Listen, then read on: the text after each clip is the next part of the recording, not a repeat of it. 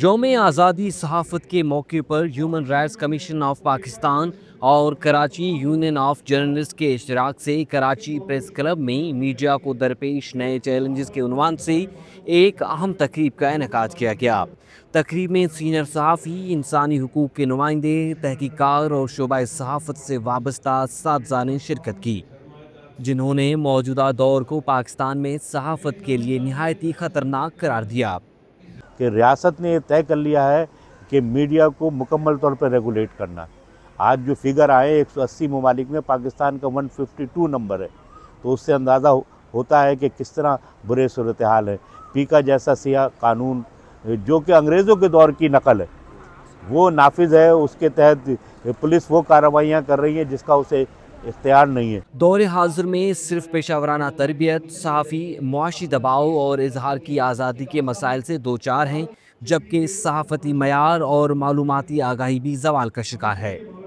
دیکھیے بہت سے معاشی مسائل بھی ہیں اور آزادی کا مسئلہ بھی ہے کہ آزادانہ طریقے سے وہ بات کرنے پہ بھی پابندی ہے، اور خود اداروں کے اندر بھی اور خاص صحافیوں کے اندر بھی شاید خبر کے حوالے سے وہ آگاہی نہیں ہے جو ہونی چاہیے، کیونکہ ایک بڑی بنیادی سی چیز ہے کہ صحافت میں اور نعرے بازی میں فرق ہوتا ہے۔ پہلے جو تھا وہ ایک ایڈیٹر کا ادارہ ہوتا تھا، مضبوط ایڈیٹر ہوتے تھے، وہ صحافیوں کی انٹرنل اکاؤنٹیبلٹی بھی ہوتی تھی اور وہ سکھاتے بھی تھے خبریں کیسے بنائی جاتی ہیں، کس طرح وہ کی جاتی ہیں، تو وہ ساری چیزیں ختم ہو گئیں۔ اب صحافی خود ہی رپورٹر بھی ہیں، خود ہی ایڈیٹر بھی ہیں، خود ہی اونر بھی ہیں، ہر چیز وہ ہے۔ پیکا ایکٹ تو یعنی تباہی کے لیے بنا ہے۔ ہر دور میں کوئی ایسا دور نہیں ہے پاکستان میں جس میں جرنلزم کو سختیوں کا سامنا نہ کرنا پڑے۔ اب ذرا یہ ہے کہ ان سختیوں کے خلاف کھڑے ہونے والوں کی وہ کم ہو گئی ہے۔ سینئر صحافیوں کا کہنا تھا کہ پاکستان میں ہر دور میں صحافت کو مشکلات کا سامنا رہا ہے، تاہم موجودہ دور میں صحافیوں کو نئے اور پیچیدہ چیلنجز درپیش ہیں۔ حکومتیں اشتہارات کو بطور ہتھیار استعمال کر رہی ہیں اور میڈیا مالکان کی ترجیح معاشی مفادات ہیں، جس سے ادارتی آزادی بری طرح متاثر ہو رہی ہے۔ دوسرا میں سمجھتا ہوں کہ اس وقت ایک طرف سے تو اسٹیٹ کی طرف سے جو ہے وہ پریشر ہے، اور دوسرا جو ہے وہ مذہبی انتہا پسندی جو ہے ملک میں بڑھتے ہوئے سارے صورتحال ہے، اس کی بھی ایک بڑھتا صورتحال ہے۔ تیسرا جو ہے وہ کمرشل جو معاملات آ رہے ہیں سارے کے سارے، اس کا بھی صحافت کے اوپر بہت زیادہ پریشر بڑھتا جا رہا ہے۔ حکومت تو سیاسی جماعتوں کی ہے، مگر ریاست پہ بالادستی ڈیپ اسٹیٹ کی ہے، اور ڈیپ اسٹیٹ ہی ریگولیٹ کر رہی ہے، اور بڑے اقتدار سیاسی جماعتیں اس کی ڈیپ اسٹیٹ کی کاسہ لیسی کر رہی ہیں، اور وہ عوام کا نقصان تو کر ہی رہی، خود اپنا بھی نقصان کر رہی ہیں کہ وہ کل جب رخصت ہو جائیں گے تو ان کی آواز کوئی اٹھانے والا نہ ہوگا، اور یقیناً انہیں کل اقتدار سے دور ہونا ہے۔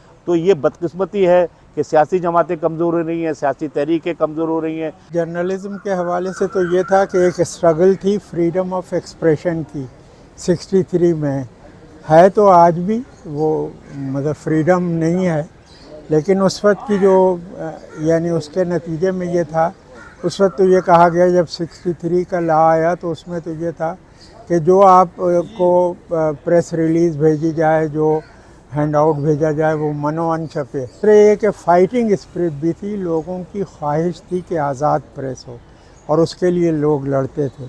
سائیکلوں پہ لڑنے والے زیادہ تھے، گاڑیوں پہ لڑنے والے بہت کم ہو گئے۔ ہیومن رائٹس کمیشن کے چیئرمین اسد بٹ نے کہا کہ اظہار رائے پر مسلسل پابندیاں عائد کی جا رہی ہیں، درجنوں صحافیوں کو جان سے ہاتھ دھونا پڑا اور متعدد کے خلاف جھوٹے مقدمات درج کیے گئے۔ تھریٹ کا شکار رہے ہیں، بہت سارے صحافی مارے گئے ہیں، اور بہت سالوں پر مختلف کیسز بھی بنے ہیں جو بیچارے جیلوں میں ہیں، اور وہ اپنی ناکردہ گناہوں کی سزا بھگت رہے ہیں۔ اور یہاں یہ کوئی بھی بات جو ہے ریاست ہماری کرنے نہیں دے رہی، کہنے نہیں دے رہی۔